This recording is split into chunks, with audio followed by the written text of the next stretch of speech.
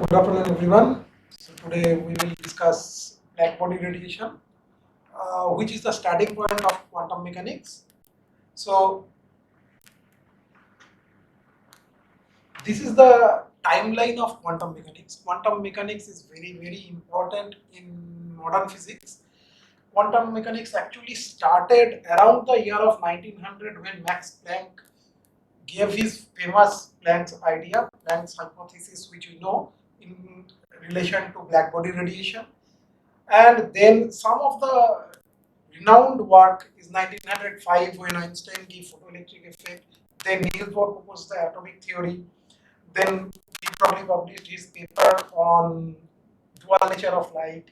And then Heisenberg uncertainty principle and Schrodinger equation. So in this lecture, we will be only discussing the black body radiation and which Max Planck gave his idea. So to start radiation, we have to first understand the electromagnetic radiation. As we know from our previous class understanding that we know that there are electromagnetic waves all around the universe, and it starts from gamma ray and goes up to radio waves. So any body at certain temperature, means at any temperature, radiates electromagnetic radiation. It may be in the ultraviolet region, it may be in the infrared region, depending on the temperature of the body. So that radiation is basically what we call as electromagnetic radiation. And in the universe, what happens is, depending on the temperature and the physical composition of different objects, different universal object radiates in different waves. As we can see from different colors in the wave, different color in the universe, they are radiating in different temperatures.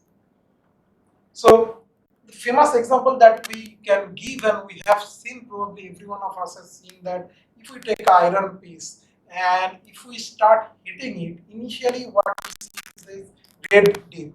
So at room temperature, what happens? It radiates in the infrared region, then it goes in the red color. Then if we increase the temperature, then it goes to reddish orange, and finally it goes into white hot, and then finally it will go to ultraviolet region.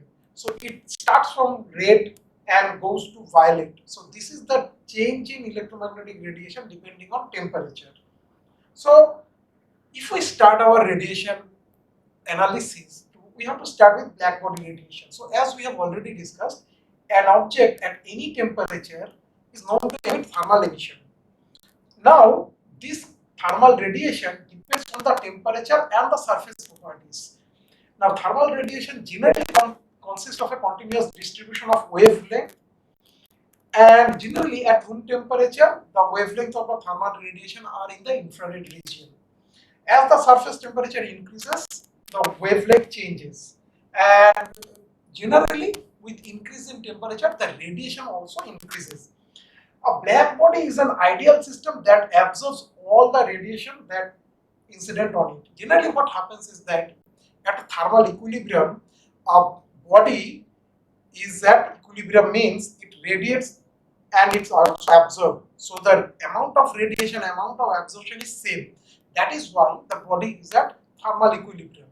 Now, most of the bodies cannot absorb every or all the radiation that falls on the object. So we have some special kind of object which can absorb all the radiation that falls on it, and that special body is known as black body. Now electromagnetic radiation is emitted by a black body is called the black body radiation, and we will actually discuss the black body radiation. Now a good approximation of a black body can be understood by this diagram, where we have a double-walled material and there is a small opening. So any radiation, which is the blue line, any radiation that enters the cavity, actually there is a multiple reflection and it absorbs on the wall of this, and generally this wall is coated with lamp black. So almost all the radiation that enters the cavity actually absorbs, and this is a real life example of a black body. Now before we proceed to the theoretical we have to understand some definition. So how do we measure the radiation emitted by a body?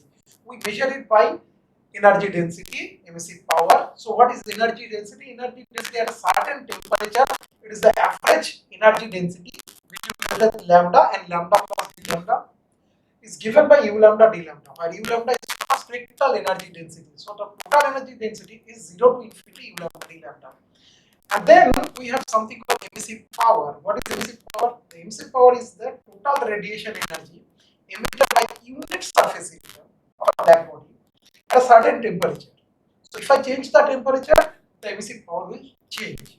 And what is spectral emissive power? Spectral emissive power is the total radiated energy.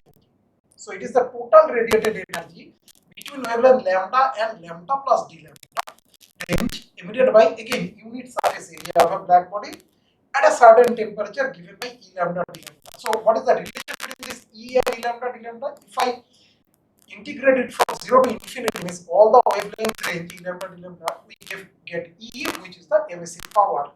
And the relation between emissive power and energy density is given by this U equal to 4 by C E lambda. This is just a dimensional change mainly.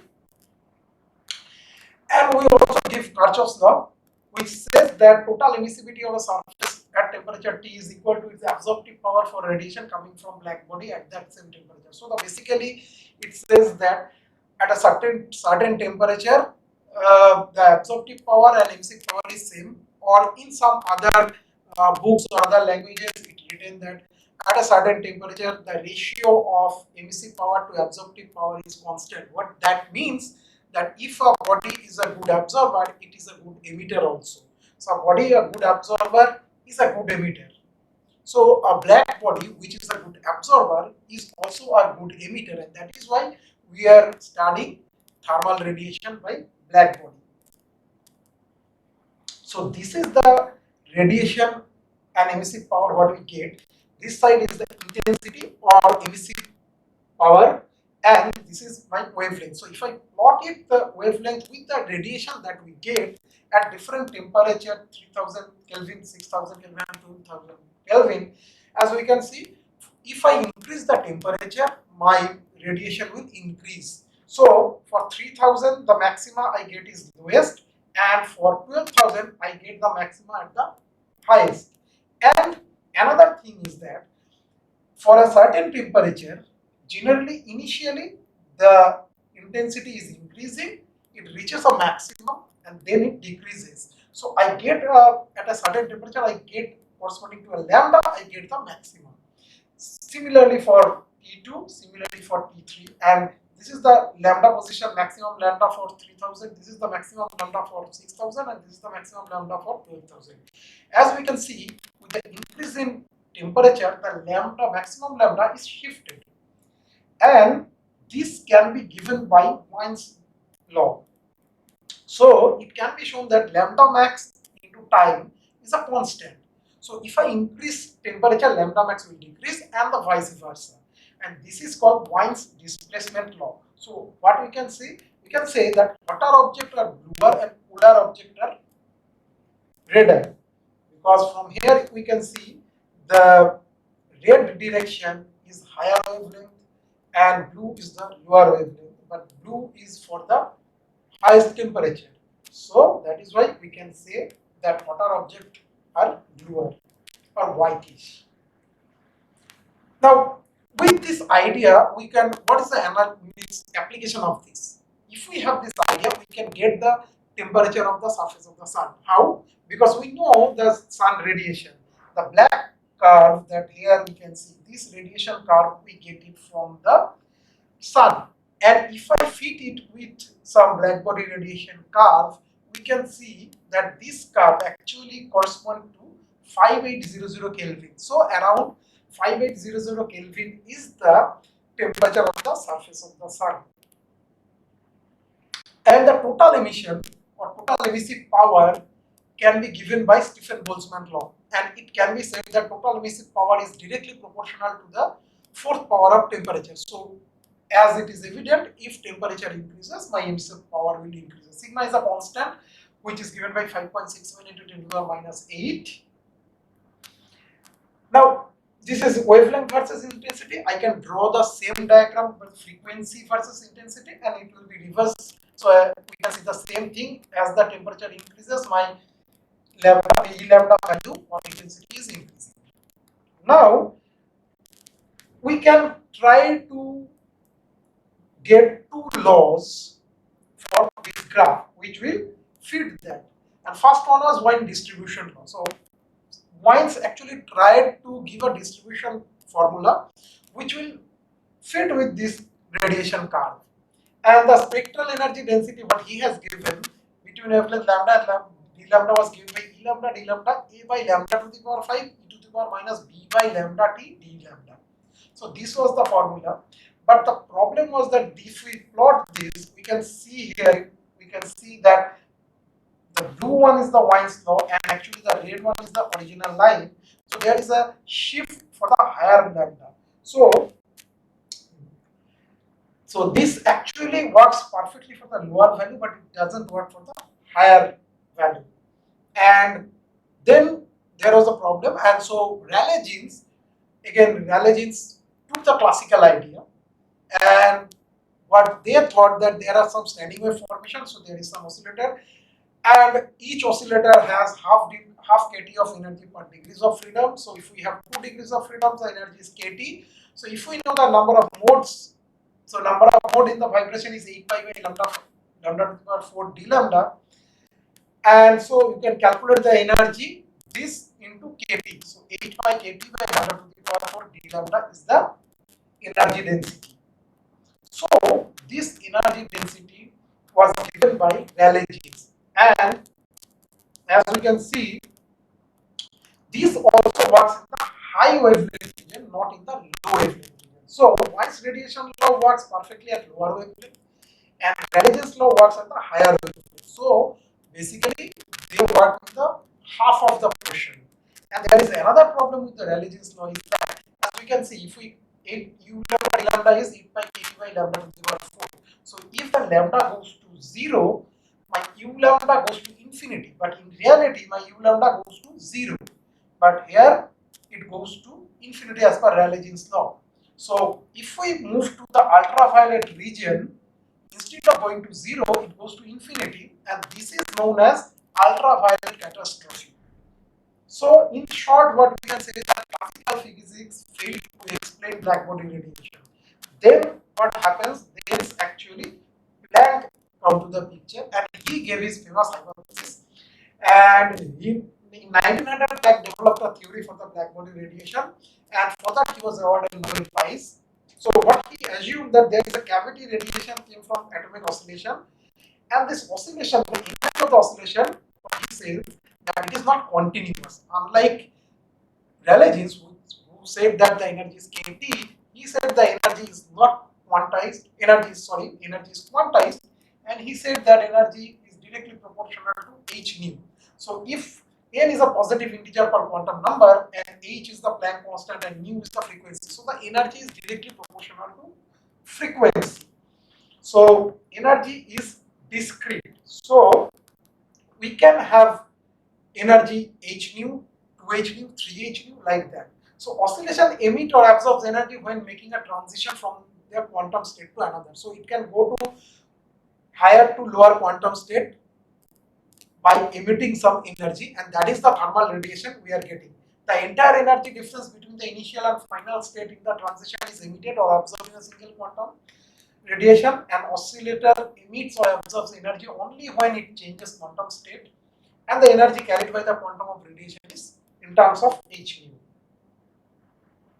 So Planck hypothesis, if we do the calculation, I will not go into the details of the calculation. I will just give the perspective that how the calculation can be done. So what he said that if we say capital N and E are the total number of oscillator and total energy, so our idea is to calculate the average energy.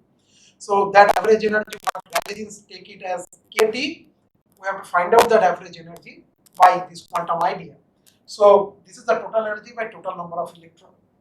And if if n0 is the number of oscillator in 0 state, n1 is the number of oscillator in the 1 state, n2 is the number of oscillator 2 states, so total number is n0 plus n1 plus n2, and correspondingly my energy comes out to be 0 into 0 into E0, E into N1, because the first one has an energy 0, then second one is E, which is H nu, third one, second step actually, it is having an energy N2, then the third one has an energy, number of atoms 3, N3, and the energy is 3E. So total energy in one state is N1 into E. In the second step, total energy is N2 into 2E. Then N3 into 3. So like that, if we add all this, we get the total E. And then the average energy, we can calculate the total energy and we divide it by the total number of oscillators that we have calculated. And if we divide that E by N, what we get is the average energy. And the average energy comes out to be H nu by e to the power H nu kt minus 1. So this is my average energy. Multiply this with the number of mode of vibrations that we have, which you already know, number of mode of vibration. So if we do calculate this, so E nu d nu that we get is E bar, which is the average energy, times N nu into d nu. So we get the total distribution function as 8 pi nu square c cube h nu by e to the power h nu by kt minus 1 d nu. So it comes out to be 8 pi h nu cube by c cube 1 by e to the power h nu by kt minus 1 d nu. I can convert this to E lambda d lambda by changing only nu to lambda. So we get E lambda d lambda is 8 pi ac by lambda to the power 5 1 by e to the power ac by lambda kt minus 1 d lambda. So this is the Planck's distribution function, and this distribution function fit well with the radiation graph that we get. Now from this Planck's radiation, we can go back to our Wien's distribution law as well as Rayleigh's law. How? As we remember that Wien's distribution law works only on the low wavelength region. So in the low wavelength region, I have lambda tends to 0.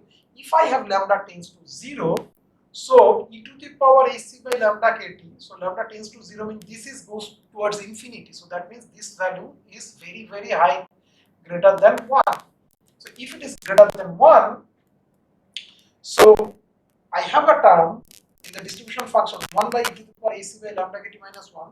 So this term is very, very greater than 1. So I can neglect this 1 and I have 1 by e to the power ac by lambda kt. So it is e to the power minus ac by lambda kt. So if I put it in the distribution function, what I have is 8 by ac by lambda 5 e to the power ac by lambda kt d lambda. So basically, if I compare it with Wien's law, it is a by lambda to the power 5. So this term is my a, and rest of the term ac by k, that is my b. So minus b by lambda t d lambda. So it goes well that for lambda tends to 0, it goes to Wien's radiation formula. Then if I go to lambda goes to infinity, that is the higher lambda, I should go to Rayleigh's law. So if I have now e to the power ac by lambda kt is very, very less than 1. So I have this e to the power ac by lambda kt. So if I take the series e to the power x, I know 1 plus x square by 2. So I can now neglect the higher order term because this value is very, very less than 1. So I will take only the first term. So 1 plus x, and then I have this minus 1. So this 1 and 1 cancel. So I have this lambda kt by ac. So I have this 8 pi ac by lambda to the power 5 lambda kt by ac. So it is 8 pi kt by lambda to the power 4 d lambda. So this is the Rayleigh's formula what we have already got. So again, for a high wavelength region, we go back to Rayleigh's formula. So that is all. Thank you.